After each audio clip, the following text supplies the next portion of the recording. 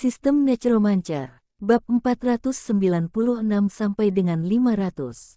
Bab 496 orang yang meminta. Di dalam ruang konferensi, Qi Hancai duduk di satu sisi, diapit oleh dua anak buahnya dan dua pengawal kerangka untuk perlindungan. Ada tiga orang di sisi yang berlawanan. Ada seorang pria paruh baya berjaket hitam, wakil Komandan Liu yang pernah saya temui sebelumnya, dan seorang pria muda bertubuh tegap. Pria paruh baya berjaket hitam itu memukul meja dan berteriak keras. Qi Hancai menatapnya dan berkata, "Sudah kubilang, kawah dan bekas ledakan di luar itu tertinggal saat kita menyerang pabrik dan membunuh para zombie. Kenapa kau terus bilang kita membunuh orang?" Pria paruh baya itu melanjutkan, "Sebelum tim menghilang, mereka mengirim pesan balasan yang mengatakan bahwa mereka memiliki konflik dengan Anda. Aku tidak mengerti apa yang kau katakan. Lagi pula, benda itu tidak ada di sini bersama kita," lanjut Qi Hancai. "Apakah Anda mengizinkan kami menggeledah tempat ini?" "Maaf, kami tidak punya kebiasaan membiarkan orang menggeledah rumah kami begitu saja." "Anda," dengan suara mencicit. Pintu didorong terbuka dan Wu Heng langsung masuk. Qi Hancai segera menunjukkan ekspresi gembira dan meninggalkan tempat duduknya. "Ada apa?" Wu Heng melirik orang-orang di seberangnya dan bertanya langsung. Qi Hancai menjawab, "Tim penyelamat mengatakan seseorang hilang di sini." Wu Heng duduk di kursi, menatap wakil Komandan Liu, dan bertanya, "Bagaimana Anda tahu kami ada di sini?" "Dahi." Wakil Komandan Liu melirik ke samping dan menjelaskan, "Kami punya tim yang sedang menjalankan misi di dekat sini." Hanya dengan berbicara saja, momentumnya sedikit melemah. "Misi apa?" tanya Wu Heng. "Pengintaian medan dan pengumpulan material." Wu Heng menatap langsung ke arah orang lain, "Mengapa kamu mengatakan ini ada hubungannya dengan kita?" Pria paruh baya lainnya berkata dengan suara dingin, "Sebelum tim menghilang, mereka mengirim pesan balasan bahwa mereka memiliki konflik dengan Anda." Wu Heng menoleh padanya lagi, "Siapa namamu?" "Nama keluarga Qi." Wu Heng mengangguk dan berkata, "Menurutmu, orang-orangmu berencana menyerang kita saat itu?" "Bagaimana itu mungkin? Kami sedang menyerang pabrik, bagaimana mungkin kami bisa menyerangmu?" kata Wu Heng kepada pria paruh baya bermarga Qi, lalu menatap wakil Komandan Liu. "Wakil Komandan Liu, kau sudah berhasil menipu kami sekali." Wakil Komandan Liu menyipitkan matanya dan menegaskan, "Orang itu memang hilang. Jadi, siapa yang tidak akan berada dalam bahaya jika mereka keluar untuk mengumpulkan persediaan? Jika orang-orangmu hilang di masa depan, apa kau akan datang kepadaku untuk membuat masalah? Atau kau juga ingin melakukan hal-hal seperti merampok persediaan dari markas lain?" "Bagaimana mungkin?" tanya wakil Komandan Liu segera. Pria paruh baya bermarga Qi itu memasang ekspresi muram. "Beranikah kau membiarkan kami menggeledah tempat ini? Bagaimana jika kita tidak menemukannya?" "Saya tidak menemukannya." "Maaf." "Apa gunanya minta maaf? Kalau kau tidak menemukan apapun, aku akan memintamu meninggalkan 4 kendaraan lapis baja di luar. Tergantung kau berani melakukannya atau tidak." Wu Heng menatap lurus ke arah orang itu. Qi Hancai berdiri di satu sisi dengan kedua tangannya tergenggam erat di belakang punggungnya. Kendaraan lapis baja dan truk yang disita kemarin diparkir di garasi. Mereka diberi nomor dan dapat diidentifikasi dengan mudah. "Mengapa?" tanya pihak lainnya segera. Wu Heng juga menatap pihak lain, "Ya, kenapa?" Pria paruh baya itu mencibir, "Kendaraan lapis baja kita diparkir di luar. Kita bisa meratakan tempat ini kapan saja." Wu Heng menatapnya dengan saksama, lalu tersenyum. Sambil menatap Qi Hancai, dia berkata, "Beritahukan kota Xinfu untuk menghentikan sementara pertukaran material dengan wilayah provinsi." Bang gelombang. Wakil Komandan Liu membanting meja dan tiba-tiba berdiri. Dia berteriak dengan marah kepada orang di sebelahnya, "Qianrong, minta maaf kepada Ketua Wu. Siapa yang membiarkanmu memulai perang terus-menerus? Bicaramu seperti bandit." Kamu, melihat pihak lain benar-benar marah, pria bermarga Qi juga menarik napas dalam-dalam. Lalu dia berkata, "Maaf, Ketua Wu. Saya salah bicara karena terlalu bersemangat." Wu Heng melambaikan tangannya. "Baiklah, kalian kembali dulu. Kalau ada kabar pasti, kami bisa bantu cari mereka." Tapi waktu hilangnya mereka tidak sama dengan waktu kami menduduki pabrik. Wakil Komandan Liu berdiri dan berkata, "Kalau begitu kami kembali dulu. Kepala Wu, tolong jangan sebarkan berita tentang transaksi antara kedua kota. Kami sedang bekerja keras mengumpulkan emas. Yah, aku juga berharap kita bisa hidup berdampingan secara damai. Kalau begitu, kami tidak akan mengganggumu lagi," kata Wakil Komandan Liu, lalu pergi bersama dua orang yang tersisa. Kami keluar dari pabrik, menaiki kendaraan lapis baja, dan perlahan-lahan menjauh. Qi Hancai berkata, "Dengan begitu banyak kendaraan lapis baja, saya pikir mereka akan melawan kami sampai mati." Ketiga faksi ini mengendalikan pangkalan, jadi semua yang mereka lakukan perlu didiskusikan bersama. Wu Heng memandang konvoi yang pergi dan melanjutkan, "Tapi kita juga harus berhati-hati, jangan sampai mereka benar-benar bertindak." Qi Hancai mengangguk dan melanjutkan, "Oh, benar juga. Kami menemukan tempat penyimpanan cetak birunya, tapi pintu keamanannya tidak bisa dibuka. Ayo, bawa aku melihatnya." Di dalam mobil tim penyelamat, Qian Rong tampak agak enggan dan berkata, "Akan sulit bagiku untuk menjelaskannya kepada Bos Huang jika kita kembali seperti ini." Wakil Komandan Liu meliriknya dan berkata, "Biasanya, kemungkinan ini terkait dengan pihak lain sangat kecil. Saya pikir kita harus mencari petunjuk dari arah lain. Bos Huang hanya punya satu putra, dia pasti tidak akan menyerah." Wakil Komandan Liu menatapnya dengan dingin dan memperingatkan, "Sebaiknya jangan memprovokasi dia lagi. Jika kau benar-benar mengganggu pertukaran makanan, kau harus tahu konsekuensinya." Qian Rong mendengus dingin dan berhenti berbicara. Wu Heng dan Qi Hancai menatap gerbang besi besar di depan mereka. Di satu sisi dinding, kata-kata "ruang penyimpanan arsip" tertulis dengan jelas. Pintunya terbuat dari pelat baja logam murni, persis seperti pintu yang digunakan di brankas bank dalam film. Ada dua jenis kunci pada pintu: kunci kombinasi dan lubang kunci. Qi Hancai berkata, "Beberapa orang menyarankan untuk meledakkan dinding samping, tetapi mereka khawatir dokumen di dalamnya akan rusak. Saya rasa kita bisa menunggu kota Xinfu mengirimkan beberapa peralatan dan mencoba memotongnya untuk melihat apakah kita bisa membukanya. Pintu besi jenis ini akan sulit dihancurkan baik dengan cara dipotong maupun dilubangi. Memang benar ledakan dari satu sisi akan datang lebih cepat." Wu Heng melirik gerbang besi dan berkata pada Qi Hancai, "Ambilkan aku sebotol air." "Oh." Qi Hancai berbalik dan berjalan keluar. Wu Heng mengeluarkan kunci perunggu dan langsung membuka pintu besi. Ketebalan seluruh pintu besi agak dilebih-lebihkan, hampir 5 cm tebalnya. Ini mungkin dapat melindungi terhadap peluru artileri. Tidak lama kemudian, Qi Hancai kembali dengan sebotol air mineral. Melihat gerbang besi terbuka, dia berhenti dan bertanya dengan heran, "Apakah kamu tahu kata sandingnya?" Wu Heng menggelengkan kepalanya. "Agak sulit dijelaskan. Kurasa itu dibuka dengan kekuatan supernatural." Qi Hancai menghela napas, senang sekali punya begitu banyak kekuatan super.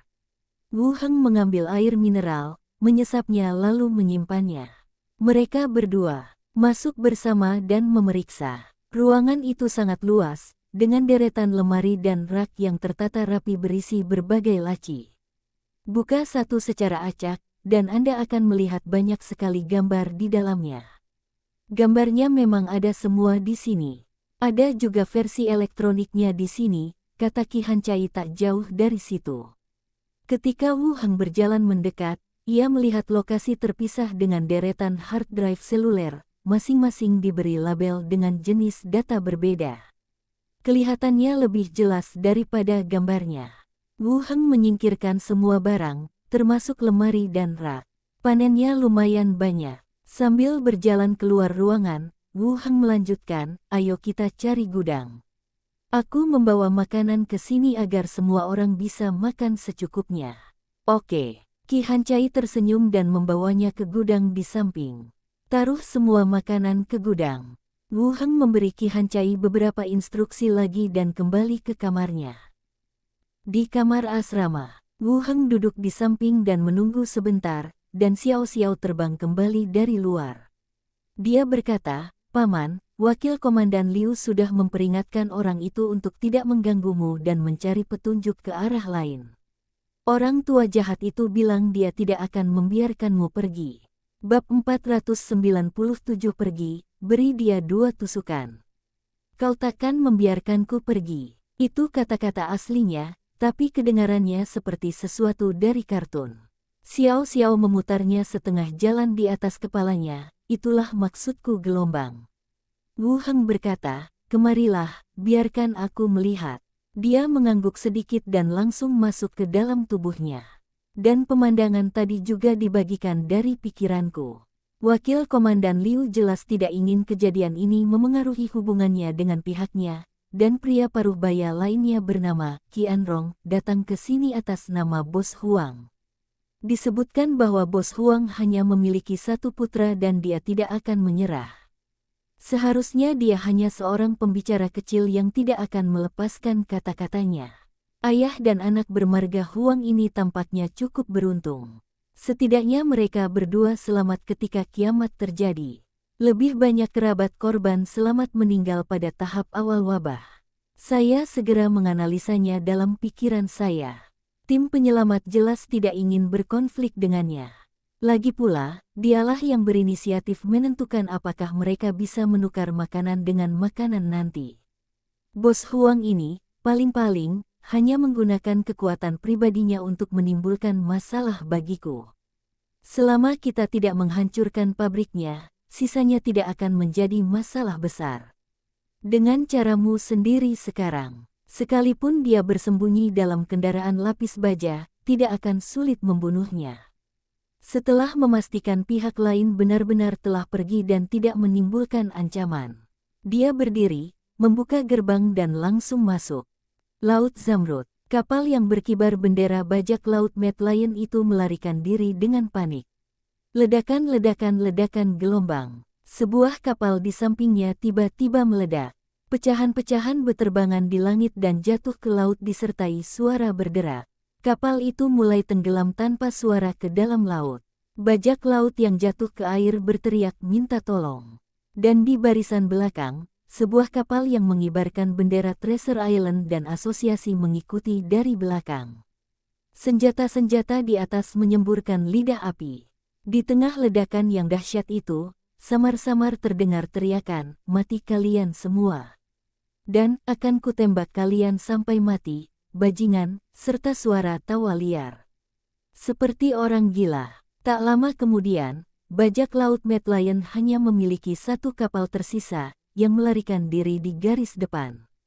Kapten Joachim, dengan rambut afro pirangnya, berdiri di dek, urat-urat menonjol di dahinya saat ia berulang kali mendesak, "Cepat, percepat, dan hindari senjata itu."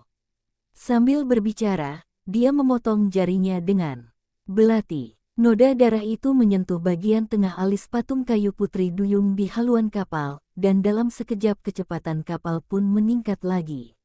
Tingkatkan jarak secara bertahap. Pada saat ini, seekor burung beo berbulu hijau terbang terlebih dahulu dan mendarat di tepi perahu. Melihat Joachim berbicara dalam bahasa manusia, dia berkata, "Joachim, burung konyol." Wajah Joachim muram. Selama pertempuran Treasure Island terakhir, dia berhasil menyelamatkan nyawanya karena dia bertugas di bagian belakang armada. Pada masa ini akhirnya kami membentuk armada, tetapi ditemukan lagi oleh orang gila ini. Joachim melirik ke belakang. Ledakan peralatan di belakang mereka berhenti, dan kedua belah pihak meningkatkan jarak di antara mereka. Pasti sulit bagiku untuk mengejar diriku sendiri. Dia menghela napas lega dan kembali menatap burung beo itu. Philippa pasti tengah menjaga dirinya sendiri selama penjinakan binatang buas itu. Ia menggertakkan giginya dan berkata, "Aku akan mencarimu suatu hari nanti. Aku akan mematahkan setiap sendi tubuhmu dan menggantungmu di tiang kapal agar kering di bawah sinar matahari. Sekalipun aku tak dapat menemukanmu, aku akan mencari semua orang di sekitarmu dan membuat mereka mati karenamu." Burung beo itu menatap dengan mata besarnya dan mengumpat dengan suara melengking, "Burung bodoh." Setelah berkata demikian, dia mengepakkan sayapnya dan terbang kembali ke angkasa, menjauhi kapal. Pada saat yang sama, pengintai di tiang kapal berteriak, "Kapten, ada sesuatu yang aneh di sisi kanan kapal." Joachim menyipitkan matanya dan segera berjalan ke kanan untuk memeriksa. Di bawah laut, seekor hiu raksasa, seperti formasi air laut, mengikuti perahu ke depan. Segera setelah itu, hiu raksasa itu mengayunkan ekornya dan menghantam kapal. Bang gelombang. Terjadi tabrakan keras, kapal bergoyang, dan para bajak laut terlempar ke tanah. Serang, cepat. Para bajak laut mulai menyerang di laut. Anak panah dan baut busur silang menembus tubuhnya tanpa menimbulkan kerusakan apapun. Hiu itu tiba-tiba melompat dari atas kapal, menyapu sejumlah besar bajak laut, dan jatuh ke laut di sisi lain. Lalu, terjadilah tabrakan tak berujung. Kapal tidak dapat mempertahankan kecepatan majunya. Di belakangnya, Pilipa berdiri di haluan dengan mesin kuat di depannya, dan mulai mendekat dengan cepat. Burung beo itu terbang menjauh dari bahunya. Pilipa berbalik ke arah senapan mesin dan melihat ke depan. "Pergilah ke neraka." Bang bang bang gelombang. Ledakan hebat terdengar, dan kapal bajak laut singa gila meledak dengan cepat, hancur berkeping-keping dalam sekejap mata. Puing-puing papan kayu mengapung di laut, dan kapal yang setengah tenggelam dan setengah mengapung itu mengeluarkan asap hitam. Pertarungan telah usai. Pilipa memerintahkan pemulihan harta rampasan, beserta mayat dan bajak laut yang selamat. Setelah tubuhnya dikembalikan, ia harus diubah oleh Wu Heng. Mereka yang bisa menjadi bajak laut sebenarnya memiliki level yang relatif tinggi dan memiliki keterampilan air yang baik. Kecuali mayat. Di sisi lain, ada beberapa bajak laut yang terluka tetapi untungnya tidak mati. Pilipa melihat sekeliling, menghampiri Joachim, dan menepuk-nepuk wajahnya dengan penuh semangat. "Bos Joachim, Anda sungguh beruntung. Anda masih hidup." Saya ingat Pilipa ditipu olehnya ke Pulau Bajak Laut, di mana dia dipaksa berlutut di tanah dan hampir dieksekusi. Kini, posisi kedua belah pihak telah berubah, dan orang yang berlutut di depan adalah Joachim, kapten kelompok bajak laut besar di level 15. "Pilipa, kau putri seorang bajak laut. Apa kau pikir asosiasi ini benar-benar mengakuimu? Kau takkan pernah bisa melepaskan identitas ini seumur hidupmu, dan cepat atau lambat kau akan ditinggalkan." Joachim mengibaskan rambut yang menutupi matanya dan berkata dengan dingin, "Omong kosong. Aku tukang bicara rahasia di asosiasi, dan seluruh keluargamu bajak laut. Lupakan saja, orang sepertimu mungkin bahkan tidak tahu apa itu tukang bicara rahasia," kata Pilipa dengan nada meremehkan. Dia mengatakan asosiasi itu telah meninggalkannya. Pilipa sama sekali tidak takut. "Hubunganku dengan Wu Heng sangat baik." Joachim mencibir, wajahnya tak menunjukkan rasa takut. "Jangan bunuh aku kalau berani. Kita lihat siapa yang lebih takut pada akhirnya." "Sekarang setelah kau menyebutkannya, aku jadi sedikit khawatir," kata Pilipa. Joachim menyipitkan matanya dan ekspresinya menjadi semakin buruk. Pilipa meminta 2 kerangka level 15 untuk mengawasinya dan terus melihat kembali ke tawanan lainnya. "Ketika saya sampai pada yang kelima," dia berhenti sejenak, mengerutkan kening pada orang lain, dan berkata, "Angkat kepalamu." Bajak laut yang berlutut itu mengangkat kepalanya dengan hati-hati, matanya menghindari perhatian. Pilipa mengerutkan kening, "Babzi, kamu juga belum mati." "Tidak, maksudku, bagaimana kamu bisa terlibat dengan mereka?" "Babuzi, kapten bajak laut ikan terbang." Babuzi mengangkat kepalanya dengan canggung dan berkata, "Joachim bilang aku kaki tanganmu dan menangkapku serta mengurungku di kabin selama beberapa hari." Pilipa menoleh ke samping dan melihat anggota tim asosiasi yang bertanggung jawab atas penyelamatan lalu mengangguk sedikit. Sialan, bajingan itu. Pilipa melangkah maju, melepaskan ikatan Babuzi, dan menariknya berdiri. Kau satu-satunya temanku. Ayo, aku akan membantumu melampiaskan amarahmu. Babuki berdiri dengan tangan disilangkan, tatapan matanya tampak bingung. Lalu dia berjalan ke depan singa gila, Joachim. Pilipa mengeluarkan pedang pendek dari pinggang kerangka itu dan menyerahkannya kepadanya. Pergilah, tusuk dia 2 kali, tidak masalah jika dia menusuknya sampai mati. Mata Babuki menyipit saat dia menatap mata tajam singa gila Joachim, sedikit ragu, ini. Pilipa menusukkan pisau ke tangannya, dan Babusi ragu-ragu untuk waktu yang lama. Atau ambil pisau dan berjalan ke sisi yang lain. Babsi, dia anggota asosiasi. Kalau kau berani membunuhku, kau akan dihukum laut. Joachim meraung keras dengan raut wajah garang. Tatapan Babuki semakin tajam, dan ia berkata dengan suara dingin, era kekuasaan kelompok bajak laut besar sudah berakhir. Kau tak bisa membuatku takut. Setelah berkata demikian, pisau di tangannya langsung menusuk ke tubuh orang itu. Kemudian tibalah potongan kedua dan ketiga. Darah ada di mana-mana. Pilipa mengangguk dan melambaikan tangannya. Kerangka itu menggorok leher semua bajak laut yang selamat. Dia terjatuh ke dek dan mulai bergerak perlahan.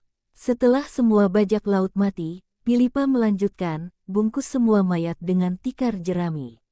Setelah kita menyelamatkan barang rampasannya, kita akan kembali. Semua orang mengambil tindakan. Pilipa berkata kepada Babuzi, bersabarlah sebentar. Aku akan memohon padamu begitu kita sampai di pulau itu. Babuzi mengembalikan pisau itu padanya dan dibawa ke kabin oleh kerangka itu dan dipenjarakan. Rumah pemilik pulau. Wu Heng keluar dari ruang belajar dan menuju ke ruang mekanik. Kerangka masih sangat efisien dalam melakukan sesuatu. Tidak seperti makhluk hidup, mereka tidak butuh istirahat, dan tidak butuh lampu di malam hari, jadi mereka bisa mengorganisir gambar dalam kegelapan. Wu Heng mendekat untuk melihatnya. Gambar peluru dan granat telah ditata ulang dan diberi label. Saat ini sedang menyelesaikan busur majemuk. Wu Heng memanggil kedua kerangka level 15 itu dan berkata, setelah kalian selesai memilah cetak biru di tangan kalian, susun ulang cetak biru untuk peluru artileri ini. Aku akan meletakkan sisa cetak biru di ruangan sebelah agar kalian periksa.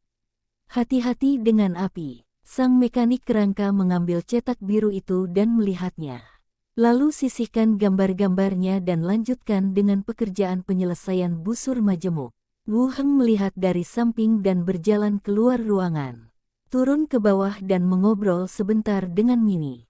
Tunggu Enviar kembali dan makan malam bersama. Kembali ke kamar untuk beristirahat. Keesokan harinya, pagi. Wu Heng mengirim semua kendaraan konstruksi yang dikumpulkan ke lokasi konstruksi. Perluasan wilayah luar pulau dimulai. Ketika insinyur kurcaci dan beberapa insinyur makhluk lain melihat mesin itu menderu, dengan mudah mendorong batu-batu besar dan meratakan jalan. Mata semua orang terbuka lebar. Tuan, jika mesin luar biasa ini bisa terus bekerja, saya jamin proyek ini bisa selesai dalam setengah waktu. Dalam 3 hari, kita bisa membangun drainase, rumah, dan toko, kata si kurcaci. Baiklah, saya juga akan menyediakan kerangka untuk membantu pekerjaan transportasi dan mempercepat kemajuan proyek. Untuk pelabuhan kedua, kami akan memprioritaskan pembangunannya. Wu Heng menghela napas lega ketika melihat kendaraan-kendaraan itu dalam kondisi normal. Kemajuan proyek itu bahkan lebih cepat dari yang dikatakan kurcaci itu. Lagi pula, kerangka juga bisa bekerja di malam hari, dan tempat ini agak jauh dari pemukiman penduduk. Anda tidak perlu khawatir mengganggu orang lain atau hal semacam itu, Anda dapat bekerja dengan bebas. Dimengerti, tuanku. Wu Heng menepuk pundaknya dan berkata, lakukan yang terbaik. Jika kau berhasil, aku akan mendirikan lembaga penelitian khusus untukmu. Mulai sekarang, kau akan bertanggung jawab atas semua desain untuk seluruh pulau. Ekspresi kurcaci itu membeku, dan ia langsung berterima kasih dengan penuh semangat. Terima kasih banyak, Tuan. Saya akan berusaha sebaik mungkin untuk menyelesaikan pekerjaan ini dan tidak akan mengecewakan Anda. Wu Heng mengangguk dan menyerahkan tempat itu kepada kurcaci itu. Wu Heng kembali ke istana. Setelah menyapa Minnie, dia meninggalkan ruang belajar dan menuju ke dunia zombie. Saat aku keluar gerbang, hawa dingin menjalar ke sekujur tubuhku. Di Treasure Island cuacanya panas, dan di sini sedang musim dingin. Kalau saja kondisi fisikku tidak membaik, mungkin aku akan masuk angin karena bolak-balik antara kedua belah pihak. Keluar dari ruangan, Qi Hancai mengikutinya. Dia berkata langsung, orang lain dan beberapa peralatan untuk panel fotovoltaik sedang dalam perjalanan dan akan tiba besok. Baiklah, pertama-tama mari kita lihat apakah kita dapat menyediakan 1 atau 2 jalur produksi untuk melanjutkan produksi. Saya mengerti. Qi Hancai mengangguk. Wu Heng terus bertanya, apakah tim penyelamat mengatakan sesuatu? Belum. Kurasa mereka sudah mengaku kalah. Kecepatan tempur kita cukup tinggi. Mereka tidak bisa menemukan bukti substansial. Percuma saja mencurigai mereka. Qi Hancai kini relatif tenang. Dilihat dari percakapan kedua orang itu saat mereka pergi kemarin. Tim penyelamat tidak mempunyai niat untuk menindaklanjuti masalah tersebut, jadi semuanya bergantung pada pria yang dikenal sebagai Bos Huang. Jangan terlalu percaya pada mereka dulu. Hati-hati. Bagus. Wu Heng melanjutkan, apakah kamu sudah menjelajahi daerah sekitar? Qi Hancai mengeluarkan peta dan berkata, ada beberapa pabrik di jalan ini. Atur konvoi dan kami akan membersihkannya sepanjang jalan. Bab 498 senjata tidak dimaksudkan untuk ditutupi debu. Di jalan, kelompok besar zombie mulai berkumpul. Dia meraung ganas dan menyerbu ke depan sambil memperlihatkan taring dan cakarnya. Seekor naga kerangka terbang di atas kepala, dan peluru besi padat jatuh ke gerombolan mayat bagaikan hujan badai. Para zombie di sepanjang jalan hancur berkeping-keping akibat pemboman itu. Segera setelah itu, pedang panjang yang tergantung mulai terbang ke depan. Sinar pedang menyambar. Para zombie yang tersisa kepalanya terpenggal dan tubuhnya jatuh lemas ke tanah. Pertarungan telah usai. Para kerangka membersihkan medan perang, sementara Wu Heng melihat poin pengalamannya. Tingkat 17,47.582/265.000. Dalam satu sore, kami membersihkan hampir 3 pabrik di sepanjang jalan. Nilai pengalaman mencapai 47.000. Masih ada beberapa perjalanan yang harus ditempuh sebelum mencapai level 18. Sepertinya kita bisa mendapatkan poin pengalaman lebih cepat jika kita tetap di kota, gumam Wu Heng. Membunuh zombie sebenarnya tidak sulit sama sekali.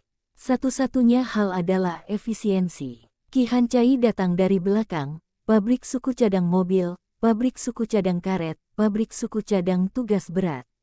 Baiklah, aku akan mengajak seseorang untuk melihat apakah ada yang bisa kita gunakan. Bagus. Setelah membersihkan, Wu Heng menyelesaikan transformasi kerangka. Mereka kembali ke pabrik militer bersama tim penyelamat provinsi dan pangkalan perlindungan. Di ruangan yang agak redup, pintu terbuka dan sesosok tubuh melangkah masuk. Ia melirik ke depan dan berkata, Wakil Komandan Huang, kami membawa kembali beberapa orang dari tempat perlindungan Ping Xiang. Setelah diinterogasi, kami memastikan bahwa Kapten Huang memang pergi ke tempat perlindungan Ping Xiang dan menanyakan tentang orang-orang di pabrik militer dan pangkalan kota Xinfu. Di balik meja, seorang pria setengah baya yang kurus dan cakap menghisap rokoknya dan berkata, jadi, hilangnya anak saya ada hubungannya dengan orang-orang itu. Belum ada bukti kuat, tapi dilihat dari rute aksinya hari itu, dia memang pergi ke pabrik militer, kata bawahan itu. Suara Bos Huang dipenuhi amarah. Bukti kuat apa yang kau butuhkan? Apa kau masih menunggu putraku muncul dalam mimpimu? Pria-pria itu tidak menjawab. Bos Huang melanjutkan, berapa banyak orang yang kau tanya? 3. Hanya 3 orang di satu tempat penampungan. Saudara-saudara yang berjaga mendapati bahwa konvoi orang-orang dari kota Xinfu juga akan datang. Kami memilih 3 orang yang paling tahu dan kembali. Kami menginterogasi orang-orang di sepanjang jalan. Bos Huang menghisap rokoknya satu persatu. Setelah ragu sejenak, ia berkata, suruh seseorang menyelidiki pertahanan di dekat pabrik militer itu secara menyeluruh. Seseorang harus dikuburkan bersama putraku. Ya, jawab bawahan itu dan hendak pergi. Del, pria itu berhenti dan menoleh ke belakang. Bos Huang berkata, lakukan secara diam-diam dan jangan biarkan orang lain di pangkalan tahu. Jernih, silakan. Aku akan memberimu lebih banyak persediaan makanan. Terima kasih, bos. Bawahannya mengucapkan terima kasih, membuka pintu dan keluar. Bos Huang bersandar di kursinya, merokok dan bergumam. Saya mengganti banyak sekali senjata, bukan untuk mengumpulkan debu. Putra. Hari berikutnya, setelah Wu Heng sarapan, dia langsung pergi ke dunia zombie. Tim dukungan dari kota Xinfu telah tiba. Truk-truk berisi perlengkapan diturunkan ke gudang, bersama dengan sejumlah teknisi. Qi Hancai mengikutinya. Ekspresinya serius. Ketika konvoi melewati SPBU Pingxiang, mereka mengatakan bahwa tim penyelamat provinsi sedang menyelidiki konvoi tersebut. Apakah orang-orang di pom bensin memberitahu kita? Qi Hancai berkata, mereka mengatakannya, dan mereka juga menangkap beberapa orang. Saya menduga mereka ingin menjadi saksi dan bersaksi melawan kami. Ini kiamat. Apa yang bisa kita lakukan jika kita menolak mengakui tuduhan kita? Faktanya, setelah menyelidiki melalui stasiun layanan Pingxiang, Wu Heng tidak terkejut sama sekali. Lagi pula, berita awal dikirim dari Pingxiang. Adalah normal bagi pihak lain untuk menyelidiki melalui sisi itu. Qi Hancai menyipitkan matanya sedikit. Maksudmu, mereka hanya akan menggunakan kekerasan. Kemungkinannya memang tidak tinggi, tapi kamu tetap harus berhati-hati, saran Wu Heng. Qi Hancai mendesah sedikit dan hanya bisa mengangguk. Kalau dipikir-pikir, aku juga tidak beruntung. Jika Liu Chuang tidak memberitahu tim penyelamat provinsi, mereka akan datang langsung ke sini untuk menduduki pabrik. Masalahnya sudah selesai. Bahkan jika tim penyelamat mengetahuinya kemudian, tidak ada alasan untuk mengatakan apapun lagi. Sekarang segalanya menjadi begitu rumit. Ada yang meninggal di seberang, tapi mereka tetap mengejar kami. Sulit untuk mengatakan apakah konflik akan benar-benar pecah kemudian. Sekalipun mereka yakin pada pihak mereka, senjata modern masih sangat mematikan dan akan sama berbahayanya jika mereka terpengaruh. Melihat ekspresinya yang muram, Wu Heng menghiburnya, tidak apa-apa. Jika mereka benar-benar mencoba menyusahkan kita, aku akan melindungimu. Qi Hancai menahan rasa gelisahnya dan memaksakan senyum, tidak, aku tidak takut padamu. Kemudian, lanjutnya, kita bisa memasang panel fotovoltaik sekarang. Teknisi listrik menyarankan agar kita mencoba rantai produksi terlebih dahulu untuk melihat apakah bisa dialiri listrik. Mari kita pilih rantai produksi untuk senapan mesin. Oke. Qi Hancai segera turun dan mengarahkan yang lain untuk mulai memasang panel fotovoltaik di atap dan mengganti kabelnya. Wu Heng berdiri di samping, mengarahkan para kerangka untuk membersihkan beberapa area yang telah terbakar oleh api. Beberapa puing dan tembok runtuh. Dipindahkan keluar. Hari itu berlalu secara bertahap. Langit berangsur-angsur menjadi gelap. Wu Heng dan yang lainnya berdiri di depan pabrik, menunggu dalam diam. Setelah seseorang membuat beberapa penyesuaian pada hos CNC, berdengung gelombang. Suara dengungan mesin terdengar. Seluruh rantai produksi secara bertahap mulai bergerak. Peluru yang berhenti di atas dikirim ke penghubung berikutnya oleh ban berjalan dan akhirnya jatuh ke rangka plastik di bagian ekor. Menyaksikan rantai produksi benar-benar bergerak, Wu Heng gembira, dan yang lainnya juga tampak gembira. Bagus sekali. Qi Hancai menarik lengannya dan melompat kegirangan. Saat dia menyadari tatapan orang lain padanya, dia langsung melepaskannya, tetapi wajahnya masih menampakkan kebahagiaan. Produksi peluru mempunyai arti penting bagi pangkalan tersebut. Sekalipun para penyintas tidak pernah diberi senjata, pangkalan itu memiliki peluru yang cukup, yang berarti keamanannya lebih besar. Bahkan dalam skenario terburuk, tidak perlu menukar makanan dengan peluru dengan provinsi dan daerah. Baiklah, mari kita berhenti sejenak dan melanjutkan produksi ketika bahan sudah cukup. Semuanya, kembali dan istirahat, kata Wu Heng langsung. Semua orang mematikan mesinnya. Wu Heng mengatur sejumlah besar kerangka untuk dijaga. Lalu mereka semua meninggalkan pabrik. Kami kembali ke gedung asrama bersama. Fakta bahwa kita bisa memproduksi peluru harus dirahasiakan. Kita punya banyak musuh, kata Wu Heng sambil berjalan. Saya mengerti. Yang datang ke sini semuanya orang tua. Mereka tahu aturannya. Baiklah, semuanya, istirahatlah. Semua orang bubar dan kembali ke kamar masing-masing. Hari berikutnya, asosiasi, ruang pertemuan. Wu Heng memandang orang-orang yang berkumpul di sekitar meja konferensi dan berkata langsung, kalian semua adalah perwakilan dari kelompok pedagang di pulau ini. Pulau Harta Karun membutuhkan sejumlah persediaan dan berencana untuk memilih beberapa kelompok pedagang yang bereputasi baik dan efisien untuk diajak bekerja sama.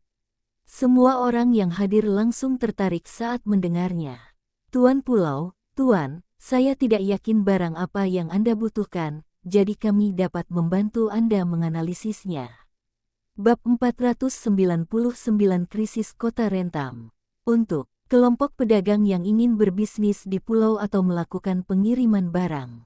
Memelihara kerjasama yang erat dengan Island Lord's Mansion merupakan kesempatan yang baik untuk memperkuat hubungan antara kedua pihak, terutama kelompok pedagang yang sebelumnya belum pernah menulis surat rekomendasi untuk membantu Wu Heng menjadi penguasa pulau.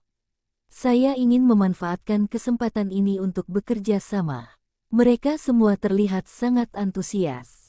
Adapun Wu Heng, dia sebenarnya ingin Sanara membantunya dalam pembelian kelompok pedagang. Namun, Sanara baru saja kembali ke perihutan, jadi butuh waktu beberapa lama baginya untuk kembali. Perwakilan kelompok pedagang bunga bintang juga hadir, dan statusnya sama dengan perwakilan kelompok pedagang lainnya. Ini barang-barang yang perlu saya beli. Silakan lihat dulu. Wu Heng mengeluarkan beberapa daftar bahan yang telah disusun dan menyerahkannya kepada perwakilan kelompok pedagang yang hadir. Daftar material disusun ulang oleh mekanik, termasuk pelat tembaga 3 mm, bubuk mesiu putih, timah dan bahan lainnya. Bubuk putih mirip dengan bubuk mesiu tanpa asap di dunia modern, perbedaannya terletak pada bahannya. Bubuk mesiu di dunia ini dicampur dengan bubuk sisik monster tipe api. Juru mesin membuat penyesuaian saat mengatur material. Orang-orang dari berbagai kelompok bisnis melihat daftar materi tersebut, beberapa menunjukkan kegembiraan di wajah mereka, sementara yang lain menggelengkan kepala tanpa daya. Seseorang berdiri dan berkata, Tuan Pulau, pada lelang konsorsium lambang ular sebelumnya, kami memenangkan hak penambangan tembaga di sebelah timur Rochefort. Kami dapat memenuhi kebutuhan tembaga Anda. Seorang pria lain juga berdiri dan berkata, Tuan, kami juga mengekspor biji tembaga dalam jumlah besar, dan kami juga dapat membuatnya sesuai spesifikasi yang Anda butuhkan dan mengirimkannya kepada Anda. Serbuk putih, kami bisa menyediakan. Petik 2.2. Beberapa orang berdiri satu demi satu dan mengatakan bahan apa yang bisa mereka kerjakan. Wu Heng duduk di samping dan mendengarkan. Segalanya berjalan lancar, yang membuatku merasa lega. Dia melambaikan tangannya untuk memberi isyarat kepada semua orang agar duduk. Beliau berkata, kembali dan hitung jenis material yang bisa kalian ajak kerja sama beserta harganya. Setelah datanya ada, kirimkan langsung ke balai kota. Kami akan memilih beberapa perusahaan berdasarkan harga dan kondisi transportasi untuk menandatangani perjanjian dan melanjutkan pembelian. Jangan khawatir soal uang, semuanya akan diselesaikan secara normal. Ya, semua orang mengangguk sebagai tanda sanjungan. Sekian untuk saat ini, mohon berikan penawaran Anda sesegera mungkin agar kami dapat memilihnya nanti, kata Wu Heng. Semua orang berdiri, memberi hormat, dan berjalan keluar bersama. Tunggu sampai semua orang pergi. Wu Heng juga langsung meninggalkan asosiasi tersebut. Naik kereta kembali ke rumah pemilik pulau, kenakan topi kondektur, dan kereta hantu akan muncul. Langsung menuju ke kota Neatale, di kerajaan Yeko. Kereta berhenti di tempat sepi, dan Wu Heng langsung masuk ke kota mengenakan jubah dan kerudung. Berbeda dari sebelumnya, saat ini, jumlah pejalan kaki di jalanan Neatale lebih sedikit dibandingkan beberapa hari sebelumnya. Semua orang terburu-buru dan banyak toko tutup. Di toko alkimia dan toko mineral, saya membeli beberapa bahan untuk sementara, lalu pergi ke Snake Emblem Konsortium yang terletak semi bawah tanah di Mermaid Tavern. Kelompok lambang ular tidak semeriah sebelumnya. 2 orang berdiri di depan papan pengumuman, mengobrol dengan suara pelan. Wu Heng langsung berjalan ke ruangan yang disediakan. Tidak lama kemudian, seorang wanita muda yang aneh masuk dengan hati-hati. Dia melirik Wu Heng dan berkata dengan hormat, "Tuan, apakah Anda di sini untuk bertukar ramuan?" Wu Heng menatap orang itu dan mengangguk, "Bukankah sebelumnya itu kamu?" "Nona muda saya sedang ada urusan, jadi beliau mengatur agar saya menunggu di sini untuk bertransaksi dengan Anda." "Jangan khawatir, Nona muda dan saya sudah menjelaskan semuanya." Pihak lain mencondongkan tubuh ke depan dan berbicara dengan postur setengah membungkuk. Wu Heng terus menatapnya. Pihak lain melanjutkan, "Nyonya saya juga mengatakan bahwa jika Anda ingin membantunya memurnikan ramuan tersebut, janji sebelumnya masih berlaku, dan dia dapat menawarkan persyaratan yang lebih tinggi. Saya mengemukakan hal ini saat ini untuk membuktikan identitas saya. Lagi pula, orang luar tidak tahu kondisi di antara keduanya, kecuali wanita pirang itu mengatakannya sendiri." "Ya." Wu Heng mengangguk, mengeluarkan 2 botol obat dan meletakkannya di atas meja. Wanita di depannya juga mengeluarkan kotak brokat dari cincin luar angkasanya. Dia membukanya dengan hati-hati, menaruhnya di atas meja dan mendorongnya. Di dalamnya terdapat mahkota bunga berwarna cerah. Mahkota bunga peri. Deskripsi, mahkota bunga yang ditenun oleh peri penyendiri, dengan efek penyembuhan diri, menyehatkan tubuh, dan bahasa binatang. Kali ini bukan barang langka, tapi alat peraga sulap. Tetapi efeknya masih sangat bagus. Beberapa benda ajaib sama efektifnya dengan benda ajaib dan tidak mempunyai efek samping. Mahkota peri ini cukup bagus, meskipun bukan item pertempuran. Meskipun memiliki efek penyembuhan diri, mahkota ini mustahil dipakai dalam pertempuran. Kebanyakan digunakan setelah perang, atau dibawa setiap hari untuk menyehatkan tubuh. Wanita itu dengan lembut memperkenalkan, mahkota bunga peri memiliki efek penyembuhan diri yang setara dengan ramuan penyembuhan tingkat menengah. Mengenakannya setiap hari dapat menyehatkan tubuh dan juga memberikan kemampuan untuk berkomunikasi dengan hewan dan binatang buas. Ternyata bahasa hewan benar-benar berarti apa yang dikatakannya, berkomunikasi dengan binatang buas. "Tunggu sampai perkenalan selesai." Wanita itu bertanya dengan hati-hati, "Tuan, apakah Anda puas dengan barang-barang ini?" "Baiklah, aku cukup puas." Wu Heng langsung menyimpannya. Pihak lainnya merasa puas setelah mendengar ini, tersenyum, dan menyimpan ramuan itu. Setelah transaksi selesai, Wu Heng bertanya, "Mengapa begitu sedikit orang di jalan?" Wanita itu menggeleng pelan. "Maaf, aku tidak bisa bicara omong kosong, dan aku tidak mau basa-basi denganmu." Wu Heng mengangkat alisnya. "Saya sedikit terkejut dengan jawaban ini." Dia berdiri dan berkata, "Tidak apa-apa, aku akan kembali dulu." Wanita itu memberi hormat lagi. Wu Heng langsung berjalan keluar. "Aku tidak tinggal lama di luar. Aku naik kereta hantu di tempat terpencil dan kembali ke Pulau Harta Karun." Kembali ke tempat tinggal, Wu Heng duduk di ruang tamu dan mengobrol sebentar dengan Mini. Setelah cukup istirahat, ia naik ke atas lagi. Buka gerbang dan menuju ke dunia zombie. Sejumlah kecil bahan yang dibeli ditambahkan ke mesin dalam rantai produksi. Beberapa orang berdiri di samping dan menunggu dalam diam. Tak lama kemudian, suara mesin mulai bekerja dan semuanya pun mulai bekerja. Pelat tembaga dipotong menjadi cakram seukuran koin, yang kemudian dimasukkan ke dalam wadah kartrit berongga melalui mesin. Berikutnya adalah pemasangan bagian bawah, pengisian bubuk mesiu, dan pemasangan peluru. Wu Heng telah melihat gambar-gambarnya dan memahami proses umumnya. Qi Hancai dan yang lainnya melihat produksi peluru untuk pertama kalinya dan penuh rasa ingin tahu. Namun setelah seluruh proses selesai dan peluru lengkap diproduksi, pembuatannya tidak terasa begitu sulit. Mungkin butuh waktu lama untuk memproduksi bahan-bahan ini, kata Qi Hancai. Aku akan menemukan caranya saat waktunya tiba, jangan khawatir. Qi Hancai berpikir sejenak dan berkata, saya bisa bertanya ke berbagai tempat untuk mengumpulkan beberapa produk tembaga, tetapi bubuk mesiu sulit dikumpulkan. Baiklah, kalau begitu kumpulkan dulu beberapa produk tembaga, bubuk mesiu, dan timah, lalu aku akan mencari solusinya. Bagus. Setelah beberapa peluru diproduksi, Wu Heng menghentikan mesin tersebut dari produksi. Kumpulkan peluru yang baru diproduksi. Mereka keluar dari pabrik bersama-sama dan keluar. Dia menyerahkan peluru itu kepada kerangka yang memegang senapan mesin, gantilah dengan jenis peluru ini. Kerangka itu membuka magasin dan mengisi peluru baru ke dalamnya. Tembak ke kejauhan. Bang bang bang gelombang. Terdengar suara tembakan, dan pelurunya mengenai sasaran kayu di kejauhan. Tidak ada masalah dengan lintasan atau jangkauan. Hal ini sekaligus membuktikan bahwa tidak hanya tidak ada kendala dalam penggantian bubuk mesiu putih, peluru yang dihasilkan dari seluruh rantai produksi pun memenuhi standar. Sepertinya efeknya cukup bagus, kata Qi Hancai setelah melihat target kayu itu.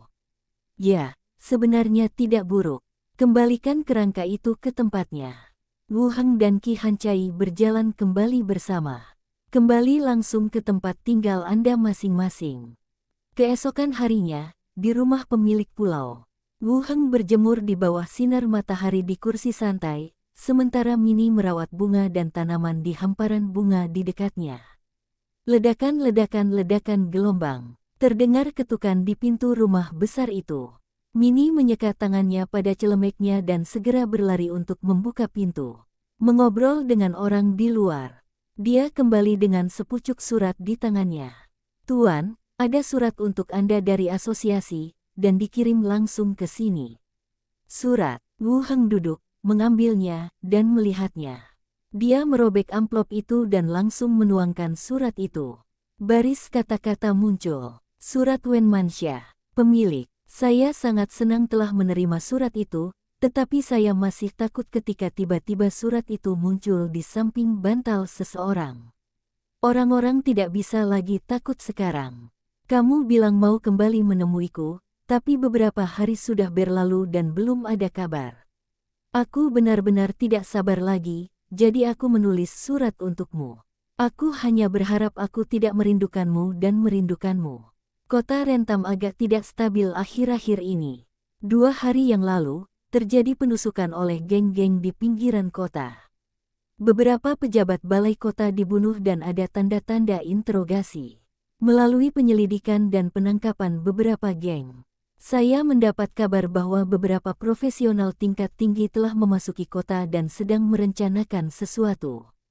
Saya telah mengatur personel untuk meningkatkan patroli dan tugas jaga di kota, tetapi beberapa pejabat masih memilih untuk pergi karena tekanan. Diakon Slater datang beberapa kali, tetapi dia tidak bisa tinggal lama di kota itu, dan tidak ada hal lebih baik yang dapat dilakukannya.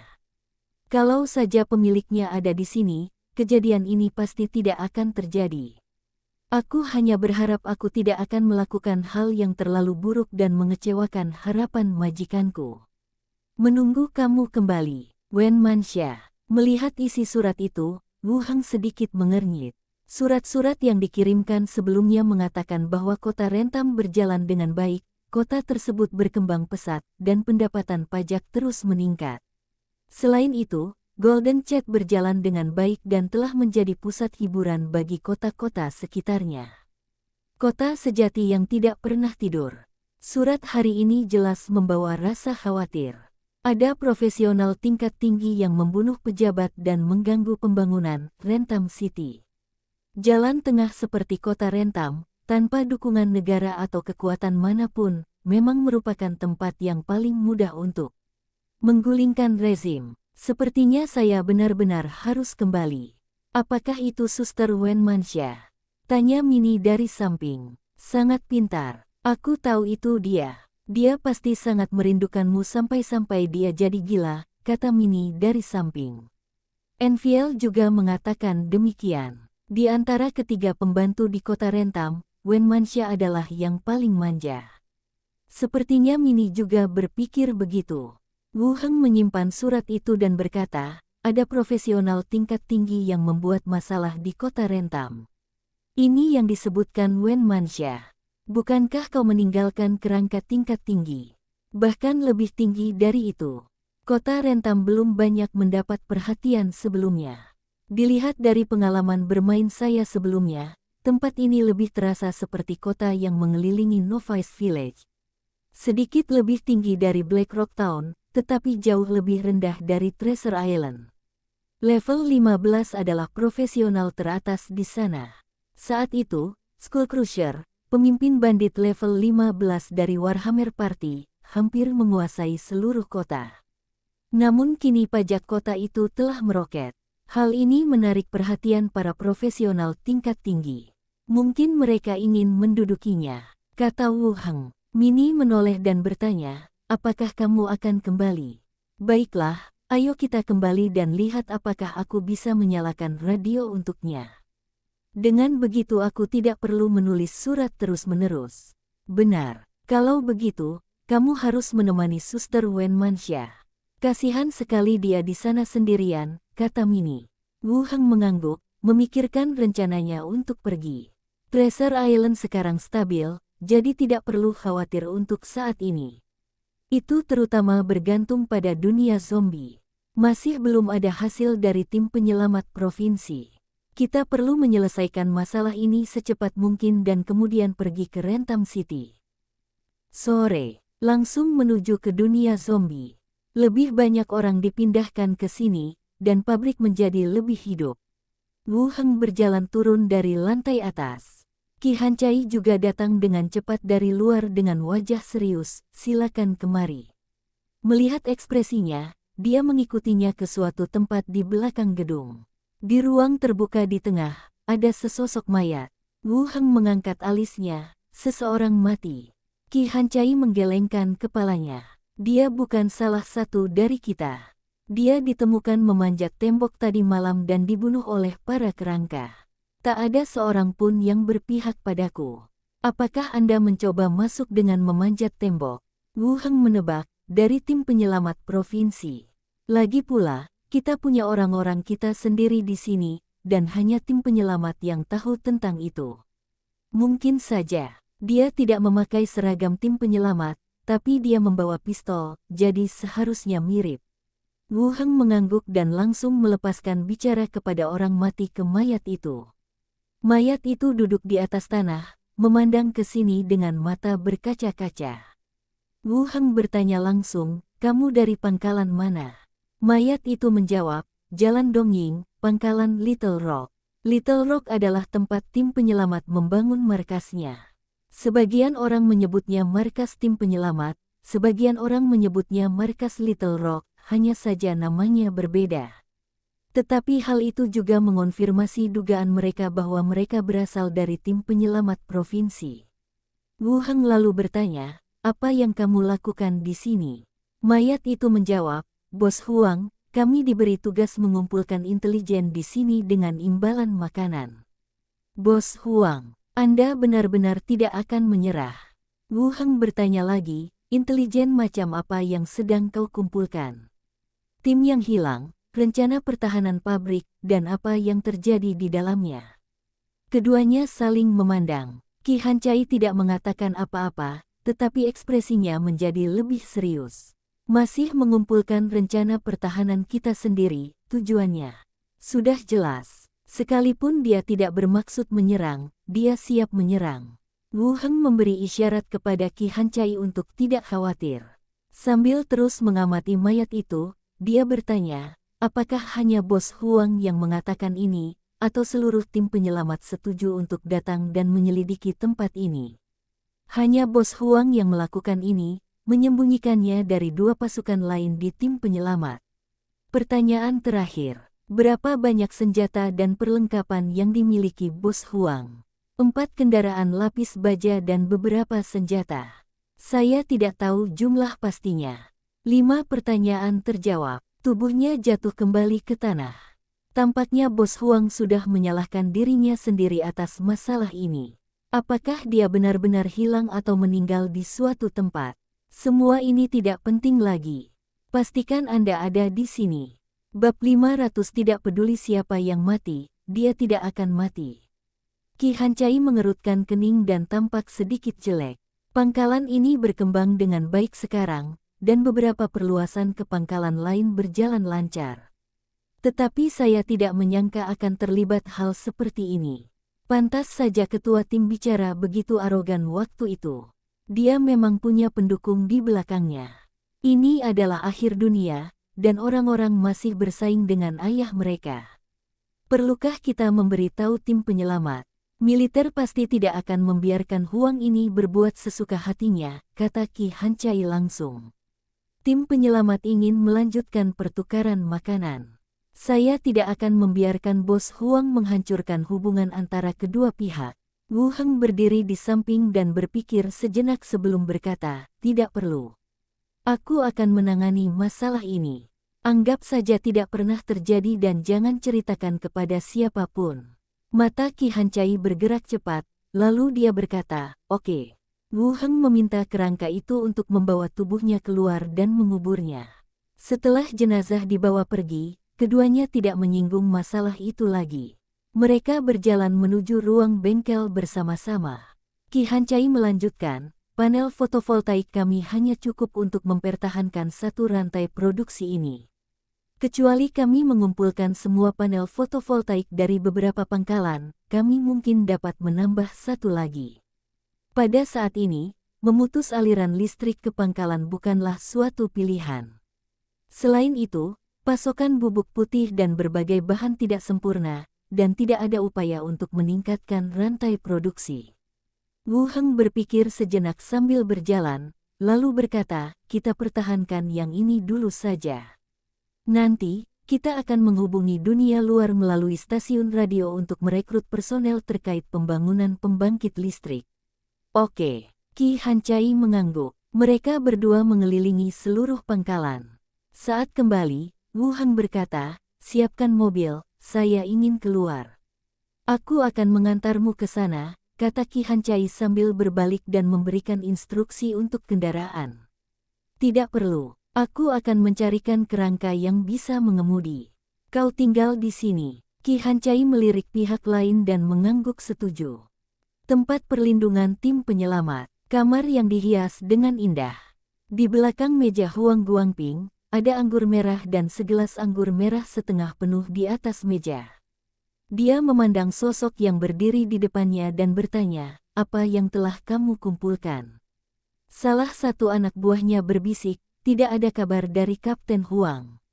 Konvoi telah tiba di pabrik militer selama 2 hari terakhir, dan kita bisa melihat beberapa perbekalan dan personel pendukung. Huang Guangping menyesap anggur dan kemudian bertanya, bagaimana dengan jumlah pasukan dan kendaraan lapis baja? Baiklah, bawahan itu ragu-ragu sejenak dan berkata, kami tidak dapat memastikan jumlah tangan yang terangkat, tetapi jumlah kerangka mungkin lebih dari 1.000, 2 kendaraan lapis baja, dan beberapa kendaraan modifikasi sendiri. Saya ingin informasi detail dan biarkan saudara-saudara saya menghitung amunisinya, kata Huang Guangping sambil mengeluarkan sebungkus rokok dari laci dan melemparkannya ke arah lawan bicaranya. Oke, bawahan itu mengambil rokoknya, mengangguk dan pergi. Hanya Huang Guangping yang tersisa di ruang belajar. Sambil merokok, dia sesekali mengambil gelas anggur dan menyesapnya. Dia menghisap rokoknya dalam-dalam, mengembuskan asapnya, dan ketika dia mendongak ke udara, pupil matanya tiba-tiba mengecil. Saya melihat seorang wanita mengenakan gaun barat kuno dan topi tinggi melayang di udara di depan saya, tubuhnya tembus cahaya. Wajah Huang Guangping berubah drastis. Ketakutan yang tiba-tiba membuatnya menutupi hatinya dengan tangan. Pada saat yang sama, matanya melirik pistol di lemari di sampingnya. "Apakah kamu Huang Guangping?" Sosok di udara itu berbicara perlahan. Nada suaranya aneh, seperti orang asing yang baru belajar bahasa Mandarin. Huang Guangping menarik napas dalam-dalam 2 kali, perlahan menurunkan tangannya dari dada, dan berkata dengan hati-hati, "Apakah kau hantu? Kau masih bisa bicara. Namamu sangat kasar. Kehidupan hanyalah satu bentuk, dan ia dapat bertahan dalam berbagai bentuk." Huang Guangping tidak mau mendengarkan omong kosongnya, jadi dia bertanya dengan serius, "Apa yang kau lakukan di sini? Kurasa aku belum pernah berurusan dengan teman sepertimu, kan?" Peristiwa hantu itu juga diberitakan di stasiun radio utama. Tim penyelamat setempat bahkan mengadakan pertemuan untuk tujuan ini. Menurut beberapa informasi intelijen yang dikumpulkan, hantu sulit dibunuh, tetapi dirasuki oleh mereka bisa sangat menyusahkan. Jelas saja saya terjerat di dalamnya. Huang Guangping yakin dia belum pernah melihat hantu ini. Di luar sangat berbahaya, dan dia sudah lama tidak meninggalkan markas. Dia adalah komandan di balik layar. Hantu itu masih menatapnya dan berkata dengan lembut, "Wu Heng memintaku untuk datang. Kau seharusnya mengenalnya, bukan? Kau panggil dia Raja Yama." Mata Huang Guangping tiba-tiba menyipit. Pemimpin pangkalan kota Xinfu sebenarnya dapat memerintah hantu. Bagaimana ini dilakukan? Meskipun terkejut, ia berusaha tetap tenang dan berkata, "Saya punya kerjasama yang baik dengan kota Xinfu." "Ada apa denganmu?" Hantu itu tersenyum, berbalik di udara, dan langsung menyerbu ke arah Huang Guangping. Brengsek! Huang Guangping langsung berdiri dan menyambar pistol yang tak jauh darinya. Namun, hantu itu bahkan lebih cepat. Begitu menyentuhnya, hantu itu sudah mengebor tubuhnya dan duduk kembali di kursi. Gerakan tubuh Huang Guangping menjadi kaku dan matanya dipenuhi ketakutan. Sekarang dia tahu bagaimana hantu membunuh orang. Sama seperti dalam cerita hantu, Anda bisa dirasuki oleh hantu.